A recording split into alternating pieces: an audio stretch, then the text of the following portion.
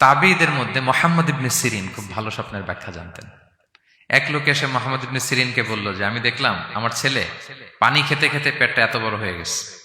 এই একই স্বপ্ন আরেকটা লোকও দেখলো, দেখে এক মূর্খের কাছে জিজ্ঞেস করলো। সে বলল, সর্বনাশ, এত বড় পেট হয়ে গেছে, তোমার ছেলে তো মারা যাবে। ঠিকই কয়েকদিন পরে ছেলেটা মারা গেল।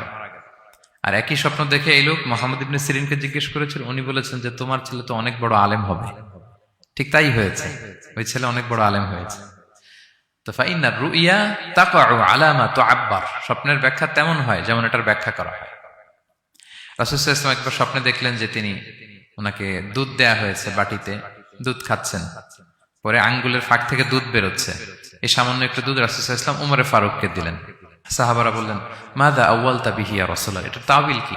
তখন বললেন, আউয়ালতু বিহি আল ইলম, এটা দিয়ে আমি জ্ঞান বুঝিয়েছি, মানে উমরে ফারুকের আল্লাহ তাআলা অনেক জ্ঞান দিবে। স্বপ্নে কেউ দুধ খাচ্ছেন, এটা আপনার জ্ঞানের প্রতীক। রাসূল সাল্লাল্লাহু আলাইহি ওয়াসাল্লাম স্বপ্নে দেখলেন লোকজন দাঁড়ানো, কারো গায়ের জামা এতটুকু, কারো এতটুকু, কারো হাঁটু পর্যন্ত, আর উমরে ফারুক জামা একেবারে টেনে হিচড়ে যাচ্ছে। তো সাহাবারা বললেন, মাযা আউয়ালতু বিহি ইয়া রাসূলুল্লাহ, এই স্বপ্নের তাওয়িল কি, ব্যাখ্যা কি?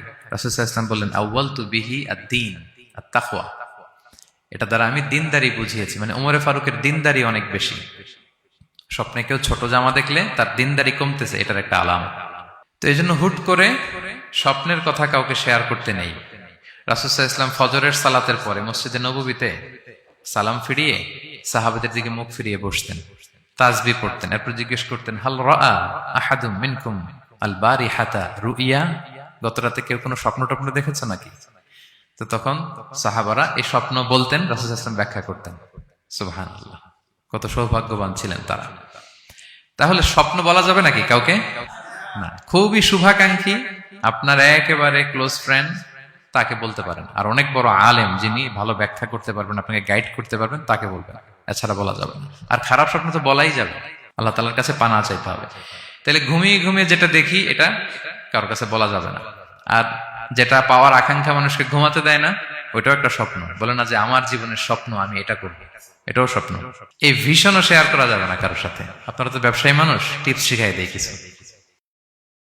বিশাল বড় একটা কিছু প্রজেক্ট নিছেন, শুরু করার আগে আপনি বলে ফেলছেন, শেষ, আর এটা হবে না।